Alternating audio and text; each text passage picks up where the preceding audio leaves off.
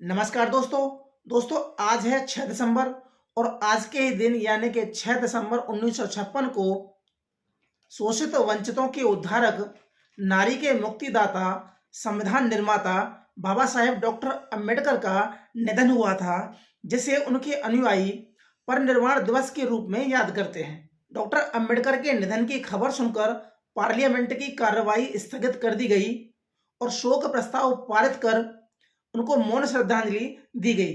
उनके पार्थिव शरीर को दिल्ली के सफदरजंग हवाई अड्डे से कारवां नामक हवाई जहाज 6 दिसंबर रात्रि 9:30 बजे रवाना हुआ और लगभग रात्रि के 1:30 बजे बंबई के सांता क्रूज हवाई अड्डे पर पहुंचा। हवाई अड्डे के बाहर उनके लाखों अनुयायी अपने मुक्तिदाता की याद में उपस्थित थे। दुखी वातावरण में धार्मिकता पैदा करने के लिए त्रिशरण और पंचशील का उच्चारण कराया गया। हवाई अड्डे से दादर की दूरी लगभग 10 किलोमीटर थी। प्रातः 7 बजे बाबा साहब के मृत शरीर को लेकर मोटर गाड़ी दादर पहुंची। उस समय माथेर भदंत आनंद कौशल्यायन जी ने बौद्ध धर्मानुसार त्रिरत्न वंदना का उच्चारण करते हुए बाबा साहब के मृत शरीर को राजगृह, जो कि उनका घर था, उसके एक कमरे में रखवाया। वह कमरा फूलों से सजाया गया।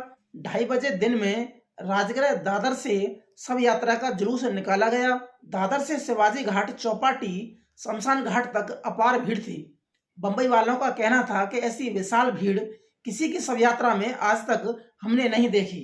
शव यात्रा शाम को सूर्यास्त के समय शमशान घाट पहुंची और स्थानीय पुलिस के जवानों ने बाबा साहब को शोकातुर सलामी दी।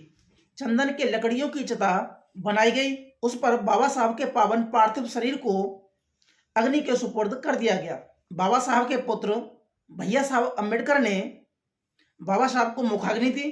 तीसरे दिन उन पावन अस्थियों के अवशेषों को एकत्र कर जुलूस के साथ लाकर अस्थि कलश को दादर के राजगृह के उसी कमरे में रखवाया जिस कमरे में बाबा साहब का पार्थिव शरीर रखा गया था।